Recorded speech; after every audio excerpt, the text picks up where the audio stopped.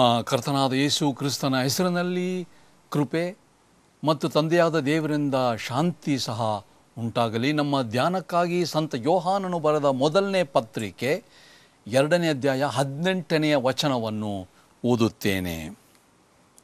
ಮಕ್ಕಳಿರ, ಇದು ಕಡೆ ಗಳಿಗೆಯಾಗಿದೆ. ಕ್ರಿಸ್ತ ವಿರೋಧಿ ಬರುತ್ತಾನೆಂದು ನೀವು ಕೇಳಿದ್ದೀರಷ್ಟೇ. ಈಗಲೂ ಕ್ರಿಸ್ತ ವಿರೋಧಿಗಳು ಬಹುಮಂದಿ ಎದ್ದಿದ್ದಾರೆ. ಇದರಿಂದ ಇದು ಕಡೆ ಗಳಿಗೆಯಾಗಿದೆ ಎಂದು ತಿಳಿದುಕೊಳ್ಳುತ್ತೇವೆ. ಕಡೆ ಗಳಿಗೆಯ ಸಮಯ, ದ ಲಾಸ್ಟ್ ಅವರ್. ಕಡೆಗಳಿಗೆಯ ಬಗ್ಗೆ ಸಂತ ಯೋಹಾನನು ಏನು ಅರ್ಥವಿಸಿದ ಎಂಬುದನ್ನು ಅರಿತುಕೊಳ್ಳುವುದು ಅಗತ್ಯ. We need to understand what St. John means by the last hour. ಕಡೆಗಳಿಗೆ ಅಥವಾ ಅಂತ್ಯಕಾಲ, ಅಂತ್ಯ ಸಮಯ ಎಂಬ ವಿಷಯ ಸತ್ಯವೇದದಲ್ಲಿ ಅನೇಕಾನೇಕ ಕಡೆಗಳಲ್ಲಿ ಬರೆಯಲ್ಪಟ್ಟಿದೆ ಮತ್ತು ಅನೇಕ ಸಾರಿ ಕಡೆಗಳಿಗೆ, ಕಡೆ ಸಮಯ, ಅಂತ್ಯಕಾಲ ಎಂಬುದಾಗಿ ಬೇರೆ ಬೇರೆ ಸ್ಥಳಗಳಲ್ಲಿ ಹೇಳಿದೆ. ಆದರೆ ಇವುಗಳ ಅರ್ಥ ಸಹ ಬೇರೆ ಬೇರೆ ವಿಧ ವಿಧವಾದಂಥ ಸಮಯಗಳಲ್ಲಿ ಹೇಳಿದ್ದು ವಿಧ ವಿಧವಾದಂಥ ಅರ್ಥಗಳು ಉಂಟು ಅದಕ್ಕೆ. Though the idea of the last hour runs through the Bible, its meaning differs. The meaning is dependent on the context in which the last hour is spoken of. ಕಡೆ ಸಮಯ ಎಂಬತಕ್ಕಂಥದ್ದು ಯಾವ ಒಂದು ಪರಿಸರದಲ್ಲಿ, ಯಾವ ಒಂದು ಸನ್ನಿವೇಶ, ವಾತಾವರಣದಲ್ಲಿ ಬರೆಯಲ್ಪಟ್ಟಿದೆಯೋ ಅದಕ್ಕೆ ಅದರ ಅರ್ಥ ಸಂಬಂಧಪಟ್ಟದ್ದು. ಈಗ ನಾವಿರ್ತಕ್ಕಂಥ ಒಂದು ಸಮಯ ಅಥವಾ ಒಂದು ಯುಗ, ಸಾಧಾರಣವಾಗಿ ಹೇಳಬೇಕಾದ್ರೆ ಒಂದು ಕೇಡಿನ ಯುಗ ಅಥವಾ ಒಂದು ಸಮಯ, ಒಂದು ದುಷ್ಟ ಯುಗ ಎಂಬುದಾಗಿ ಹೇಳ್ಬೋದು. ಮುಂದೆ ಬರುವಂಥ ಒಂದು ಯುಗ ಸುವರ್ಣ ಯುಗ, ಒಳ್ಳೆಯ ಒಂದು ಯುಗ, ಒಂದು ಸಮಯ ಬರಲಿಕ್ಕೆ ಇದೆ. ಮತ್ತು ಮೂರನೇದಾಗಿ ಕಡೆ ಗಳಿಗೆ ಎಂಬುದಾಗಿ ನಾವು ಹೇಳುವಾಗ ಯೋಹಾನನು ಸಂಪೂರ್ಣವಾದ ಒಂದು ವಿನಾಶ, ಸಂಪೂರ್ಣವಾದ ಒಂದು ದುಸ್ಥಿತಿಯ ಕಾಲ ಅಲ್ಲ. ಇದನ್ನು ನಾವು ಜ್ಞಾಪಕದಲ್ಲಿ ಇಟ್ಟುಕೊಳ್ಳಬೇಕು. ಕಡೆ ಗಳಿಗೆ ಎಂಬುದಾಗಿ ಹೇಳಿದರೆ, ಕಡೆ ಸಮಯ ಎಂಬುದಾಗಿ ಹೇಳಿದರೆ, ಒಂದು ಸಮಯ ಮುಕ್ತಾಯವಾಗಿ ಇನ್ನೊಂದು ಸಮಯ ಪ್ರಾರಂಭವಾಗುವಂಥ ಗಳಿಗೆ. ಒಂದು ಯುಗ ಮುಗಿದ ಮೇಲೆ ಇನ್ನೊಂದು ಯುಗ ಬರ್ತದಲ್ಲ, ಹಾಗೆ ಪ್ರಾರಂಭದ ಕಾಲ ಅಂತ್ಯವಾದ ಮೇಲೆ ಎಂಬುದಾಗಿ. ನಾಶ ಮಾತ್ರ ಅಲ್ಲ, ಕಡೆ ಸಮಯ ಎಂಬುದಾಗಿ ಹೇಳಿದರೆ ಮರುಸೃಷ್ಟಿಯನ್ನು ಮಾಡುವಂಥ ಒಂದು ಕಾಲ, ಒಂದು ಪರಿಪೂರ್ಣಗೊಳಿಸುವ ಮುಂದಿನ ಕಾಲ ಎಂಬುದಾಗಿ ಅರ್ಥ. There are a few things to note about this last hour. First of all, there is the present age in which we live, which is wholly or totally evil. And there is the age to come, and that is the golden age. The last hour does not mean annihilation, not total destruction. And fourthly, the last hour means the end of one age and the beginning of another. Not only a time to end, but a new beginning and a new time. Not total destruction, but a time for recreation. A time of completion and consummation. ಮೊದಲನೇದಾಗಿ ಈ ಕಡೆಗಳಿಗೆ ನಮಗೆ ಹೇಗೆ ಅನ್ವಯಿಸುತ್ತದೆ? What is the relevance of the last hour for us today? ಸಂತ ಯೋಹಾನನು ಬರೆಯುವಾಗ ಆಗಲೇ ಆತನು ಕಡೆಗಳಿಗೆ ಎಂಬುದಾಗಿ ಬರೆದ. ಸಂತ ಯೋಹಾನನು ಈ ಪತ್ರಿಕೆಯನ್ನು ಬರೆದು ಹೆಚ್ಚು ಕಡಿಮೆ 2000 ವರ್ಷಗಳಾದವಲ್ಲ. ಕಡೆ ಸಮಯ ಇನ್ನೂ ಬಂದಿಲ್ಲ ಅಂದರೆ ಇದರ ಅರ್ಥವೇನು? ಇಲ್ಲಿ ಒಂದು ಶಾಶ್ವತ ಅಥವಾ ನಿರಂತರ ಸಮಯ ಎಂಬ ಅರ್ಥ ಇದೆ, ಅಡಕವಾಗಿದೆ. ಇದೇ ಅನ್ವಯಿಸುವಿಕೆ. ಬರೆದು 2000 ವರ್ಷಗಳ ಮೇಲೆ ಆಯಿತು, ಆದರೆ ಇಂದು ಕಡೆ ಸಮಯ ಎಂಬುದಾಗಿ ಹೇಳಿ ಏನು ನಮಗೆ ಅನ್ವಯಿಸ್ತದೆ ಅಂತಂದರೆ, ಇದಕ್ಕೆ ಒಂದು ನಿರಂತರ, ಇದಕ್ಕೆ ಒಂದು ಶಾಶ್ವತ ಅರ್ಥ ಇದೆ. When John wrote, children, we are at the last time or the last hour, was he wrong? Because it has been more than 2000 years since John wrote this. Was he wrong? There is an eternal, there is a permanent relevance here. In other words, every hour is a last hour. That is the eternal significance. ಪ್ರತಿ ಗಳಿಗೆ ಆತನು ಬರೆದ ಹಾಗೆ ಇಲ್ಲಿ ಅದು ಕಡೆ ಗಳಿಗೆಯಾಗಿದೆ. ಮಕ್ಕಳಿರ, ಇದು ಕಡೆ ಗಳಿಗೆಯಾಗಿದೆ ಅಂದರೆ ಏನು ಅರ್ಥ? ನಿರಂತರ ಅರ್ಥ ಅಂತಂದರೆ ಪ್ರತಿ ಗಳಿಗೆ, ಪ್ರತಿ ಗಂಟೆ, ಪ್ರತಿ ಸಮಯ ಕಡೆ ಸಮಯ ಮತ್ತು ಗಳಿಗೆ ಆಗಿದೆ.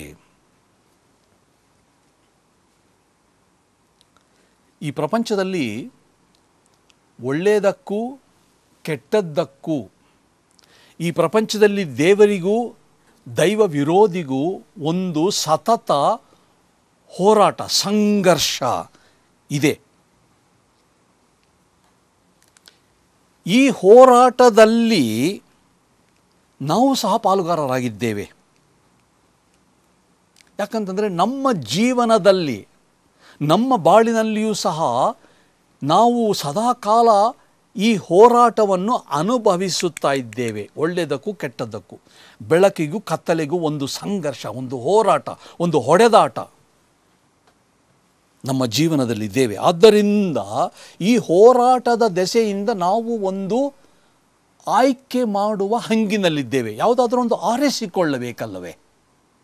ಇದಾಗಲಿ ಅದಾಗಲಿ ನಾವು ಆರಿಸಿಕೊಳ್ಳುವ ಹಂಗಿನಲ್ಲಿದ್ದೇವೆ.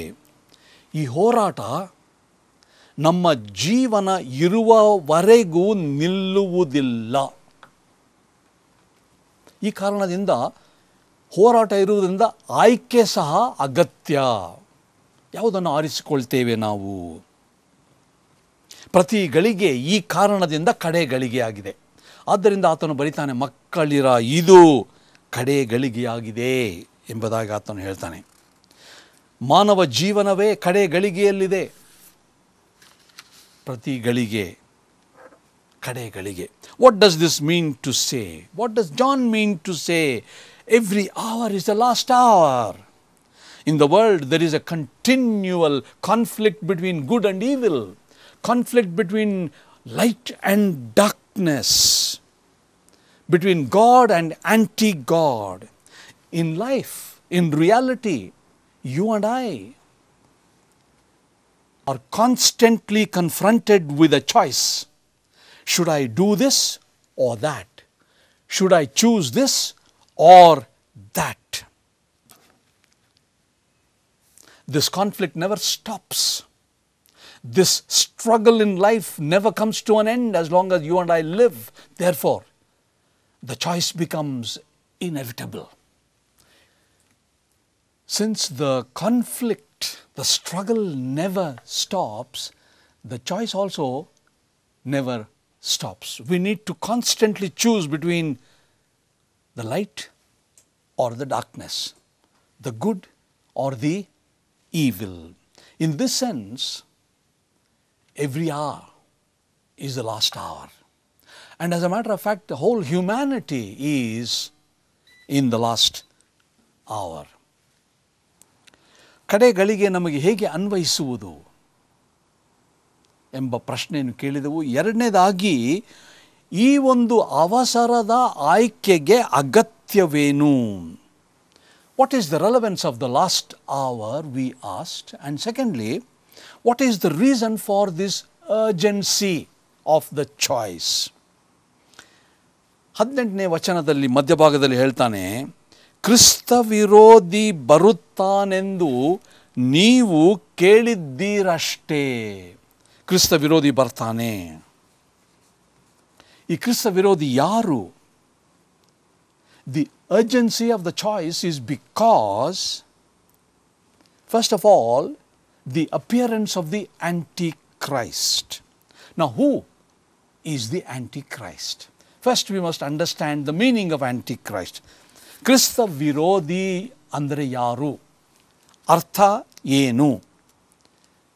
ಇದು ಸಾಧಾರಣವಾಗಿ ಕ್ರಿಸ್ತ ವಿರೋಧಿ ಅಂತಂದರೆ ಕ್ರಿಸ್ತನಿಗೆ ಎದುರಾಳಾಗಿ ನಿಲ್ಲತಕ್ಕಂಥ ಒಬ್ಬ ವ್ಯಕ್ತಿ. Antichrist is the one who opposes Christ. Antichrist is the adversary. ಕ್ರಿಸ್ತನ ಸ್ಥಳದಲ್ಲಿ ತಾನೇ ಉಳುಕೊಳ್ಳಬೇಕೆಂಬತಕ್ಕಂಥ, ಕ್ರಿಸ್ತನು ಮಾಡುವ ಕೆಲಸ ಕಾರ್ಯಗಳನ್ನು ತಾನೇ ಮಾಡಬೇಕೆಂಬ ಅಭಿಲಾಷೆಯುಳ್ಳಂಥ ವ್ಯಕ್ತಿ. The one who seeks to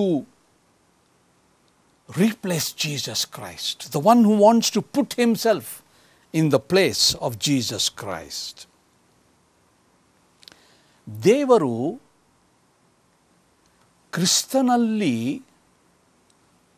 ಅವತಾರ ಹೊಂದಿದ ಮೇಲೆ ತನ್ನನ್ನು ತಾನು ಯೇಸು ಕ್ರಿಸ್ತನ ಮೂಲಕ ಪ್ರಕಟ ಮಾಡಿಸಿಕೊಂಡ ಈ ಪ್ರಪಂಚಕ್ಕೆ ಈ ಸತ್ಯವನ್ನು ನಿರಾಕರಿಸುವ ಅಥವಾ ಈ ಸತ್ಯವನ್ನು ಸುವಾರ್ತೆ ಎಂಬುದಾಗಿ ನಾವು ಪ್ರಚುರ ಮಾಡ್ತೇವಲ್ಲ, ಅದನ್ನು ಅಲ್ಲಗಳೆಯುವಂಥ ವ್ಯಕ್ತಿಯೇ ಕ್ರಿಸ್ತ ವಿರೋಧಿ. The one who denies that God revealed himself in Jesus Christ. In Christ, God became incarnate. This is the gospel that we proclaim and preach. And the one who opposes this, the one who denies this, is Antichrist. ಕ್ರಿಸ್ತ ವಿರೋಧಿಯ ಭಾವನೆ ಇದು ಕೇವಲ ಒಂದು ಸಂಶಯವಲ್ಲ, ಬದಲಾಗಿ ಇದೊಂದು ಉದ್ದೇಶಪೂರ್ವಕ, ಬುದ್ಧಿಪೂರ್ವಕ ತಪ್ಪು. ಇದೊಂದು ಧರ್ಮದ್ರೋಹ, ಇದೊಂದು ಪಾಷಾಂಡ ಮತ ಮತ್ತು ಕ್ರೈಸ್ತ ತತ್ವಕ್ಕೆ ವಿರೋಧವಾದದ್ದು. The spirit of Antichrist is not an honest doubt. On the other hand, it is a deliberate denial. Denial, and it is a willful error because they don't believe that Jesus Christ is revealed in the form of his flesh, God the Father. The one who denies that God incarnated in Jesus Christ is the Antichrist. Now, to sum up, Antichrist is a false idea. It is a heresy. ಈ ತಪ್ಪಾದ ವಿರೋಧಿಗಳು, ಕ್ರಿಸ್ತ ವಿರೋಧಿಗಳು, ಪಾಷಾಂಡಿಗಳು ಕೇವಲ ಗಾಳಿ ಗೋಪುರದಲ್ಲಿ ಮಾತ್ರ ವಾಸವಾಗಿಲ್ಲ. ಆದರೆ ಇಂಥ ಪಾಷಾಂಡಿ ತತ್ವಗಳು, ಇಂಥ ವಿರೋಧಿಗಳು, ಇಂಥ ತಪ್ಪು ಬೋಧನೆಗಳು ವ್ಯಕ್ತಿಗಳಲ್ಲಿ, ಮನುಷ್ಯರಲ್ಲಿ ವೇಷ ಧರಿಸಿ ತಪ್ಪಾದ ತತ್ವಗಳನ್ನು ಹರಡಿಸುವ ಜನರೇ. These false ideas and heresies are not in the air, but they embody certain persons who come into the church.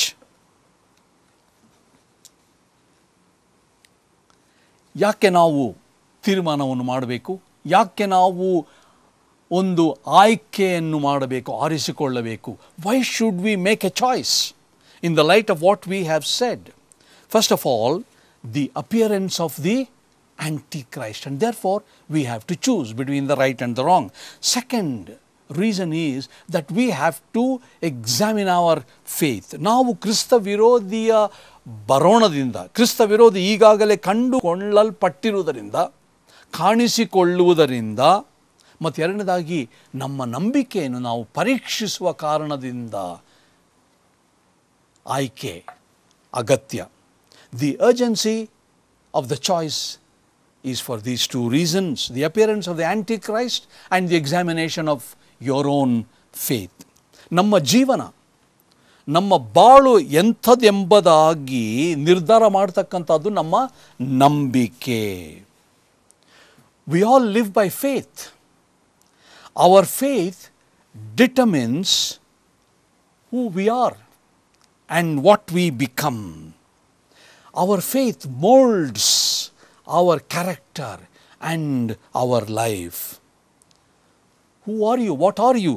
He says in verse 18, dear children, you are children of God. Your life has to be molded by faith. ನಾವು ಯಾರು? ನಾವು ದೇವರ ಮಕ್ಕಳು. ನಮ್ಮ ಬಾಳು ನಮ್ಮ ನಂಬಿಕೆಯಿಂದಲೇ, ನಮ್ಮ ನಂಬಿಕೆ ನಮ್ಮ ಗುಣಕ್ಕೆ, ನಮ್ಮ ಬಾಳಿಗೆ ಒಂದು ರೂಪವನ್ನು ಕೊಡುವಂಥದ್ದಾಗಿದೆ, ಒಂದು ಆಕಾರವನ್ನು ಕೊಡುವಂಥದ್ದಾಗಿದೆ. ನಮ್ಮ ನಂಬಿಕೆ ನಮ್ಮ ಜೀವನಕ್ಕೆ ಅರ್ಥವನ್ನು ಕೊಡುವಂಥದ್ದಾಗಿದೆ. ಇಂದು ಏನಾಗಿದ್ದೀರೆಂಬುದಾಗಿ ನಿಮ್ಮ ನಂಬಿಕೆಯೇ ಅದನ್ನು ವ್ಯಕ್ತಪಡಿಸುವಂಥದ್ದು. ಈ ಕಾರಣದಿಂದ ನಂಬಿಕೆಯನ್ನು ಪರೀಕ್ಷೆ ಮಾಡುವ ಗಳಿಗೆ ಇದು. ಇದೇ ಕಡೆ ಗಳಿಗೆ, ಇದೇ ಕಡೆ ಸಮಯ. ಆಯ್ಕೆಗಳನ್ನು ನಾವು ಬುದ್ಧಿವಂತಿಕೆಯಿಂದ ಮಾಡಬೇಕಲ್ಲವೇ? For this reason our choices must be such that our character, our life, our whole living will be molded. And we need to make the best choices today, because the Christian faith is under attack. It is under attack from within and without. ಇಂದು ಕ್ರೈಸ್ತ ವಿಶ್ವಾಸದ ಮೇಲೆ ದಾಳಿ ನಡೆಸಲ್ಪಡುತ್ತಾ ಇದೆ, ಆಕ್ರಮಣ ಆಗುತ್ತಿದೆ. ಎಲ್ಲಿಂದ? ಒಳಗಿನಿಂದ ಮತ್ತು ಹೊರಗಿನಿಂದ. ನೀವು ಎಲ್ಲಿದ್ದೀರಿ ಇವತ್ತು? ನಿಮ್ಮ ಜೀವನ, ನಿಮ್ಮ ಬಾಳು ಎಂಥದ್ದಾಗಿದೆ ಗ್ರಹಿಕೆ ಬೇಕು. ನಮಗೆ ಒಂದು ಒಳನೋಟ ಬೇಕು. ನಮ್ಮ ಜೀವನವನ್ನು, ನಮ್ಮ ಬಾಳನ್ನು, ನಮ್ಮ ನಂಬಿಕೆಯನ್ನು ಪರೀಕ್ಷಿಸಿಕೊಳ್ಳುವ ನೋಟ ನಮಗೆ ಬೇಕು. We are in the last hour. Where are you today? What is your destination? Where are you heading? What are the choices that you are making? You need to decide. ನಿಮ್ಮ ಜೀವನ ಎಲ್ಲಿಗೆ ಹೋಗ್ತಾ ಇದೆ? ಕಡೆಗಳಿಗೆ ಕಡೆ ಸಮಯ ಎಂಬುದಾಗಿ ಸಂತ ಯೋಹಾನನು ಹೇಳ್ತಾ ಇದ್ದಾನೆ. ನಿಮ್ಮ ಆಯ್ಕೆಗಳು ಎಂಥದ್ದಾಗಿದೆ? ಕತ್ತಲೆಗೆ ಸಂಬಂಧಪಟ್ಟದ್ದೋ ಬೆಳಕಿಗೆ ಸಂಬಂಧಪಟ್ಟದ್ದೋ? ತೀರ್ಮಾನ ಮಾಡುವ ಸಮಯ. ಪ್ರಾರ್ಥನೆ ಮಾಡೋಣ. ಸರ್ವಶಕ್ತನು ಸೃಷ್ಟಿಕರ್ತನೂ ಆದ ನಮ್ಮ ಪರಮ ತಂದೆಯಾದ ದೇವರೇ, ಇದು ಕಡೆ ಗಳಿಗೆ ಎಂಬುದಾಗಿ ಸಂತ ಯೋಹಾನನು ನಮಗೆ ಜ್ಞಾಪಕಪಡಿಸಿದ್ದಾನೆ. ಕಡೆ ಸಮಯ. ಇದಕ್ಕೆ ಕಾರಣಗಳನ್ನು ಕೊಟ್ಟಿದ್ದಾನೆ. ಯಾಕಂದರೆ ಕ್ರಿಸ್ತ ವಿರೋಧಿ ಕಾಣಿಸಿಕೊಂಡಂಥ ಸಮಯ. ಅನೇಕರು ಇಂದು ಕ್ರಿಸ್ತನಿಗೆ ವಿರೋಧಿಗಳಾಗಿ ಸಭೆಯ ಒಳಗಡೆ, ಸಭೆಯ ಹೊರಗಡೆ ಕೆಲಸ ಮಾಡುತ್ತಿರುವುದನ್ನು ನಾವು ನೋಡಿದ್ದೇವೆ. ಮತ್ತು ಈ ಕಾರಣದಿಂದ ನಾವು ಮಾಡುವ ಆಯ್ಕೆಗಳು ಸರಿಯಾಗಿರಬೇಕೆಂಬುದಾಗಿ ನಿನ್ನ ವಾಕ್ಯದಿಂದ ಪ್ರಬೋಧನೆ. ಒಳ್ಳೆಯದನ್ನು ಆಯ್ಕೆ ಮಾಡುವ ನಿನ್ನ ಶಕ್ತಿಯನ್ನು ದಯಪಾಲಿಸು. ನಮ್ಮ ನಂಬಿಕೆಯಿಂದಲೇ ನಮ್ಮ ಜೀವನವು ರೂಪಾಂತರಗೊಳ್ಳುತ್ತದೆ ಎಂಬುದಾಗಿ ನಾವು ನೋಡಿದ್ದೇವೆ. ಆದ್ದರಿಂದ ನಮ್ಮ ಜೀವನವನ್ನು ಬದಲಾಯಿಸಿ ನಾವು ಹೋಗುವ ಸ್ಥಳ ನಿನ್ನ ಸ್ಥಳವಾಗಿರಲಿ ಎಂಬುದಾಗಿ ನಮ್ಮನ್ನು ನಾವು ಪರೀಕ್ಷೆ ಮಾಡಿಕೊಂಡು ನಿನ್ನ ಹತ್ರ ಬರ್ತೇವೆ ಸ್ವಾಮಿ. ನಮ್ಮನ್ನು ಅಂಗೀಕಾರ ಮಾಡು. ನಮ್ಮ ಬಾಳಿಗೆ ಬೆಳಕನ್ನು ಕೊಡು. ನಮ್ಮ ಜೀವನಕ್ಕೆ ನೀನೇ ಮಾರ್ಗದರ್ಶಕನಾಗಿರಬೇಕೆಂದು ಪ್ರಭುವಾದ ಯೇಸು ಕ್ರಿಸ್ತನ ಹೆಸರಿನಲ್ಲಿ ನಿನ್ನನ್ನು ಅತಿ ವಿನಯದಿಂದ ಬೇಡಿಕೊಳ್ಳುತ್ತೇವೆ ತಂದೆಯೇ. ಆಮೆನ್.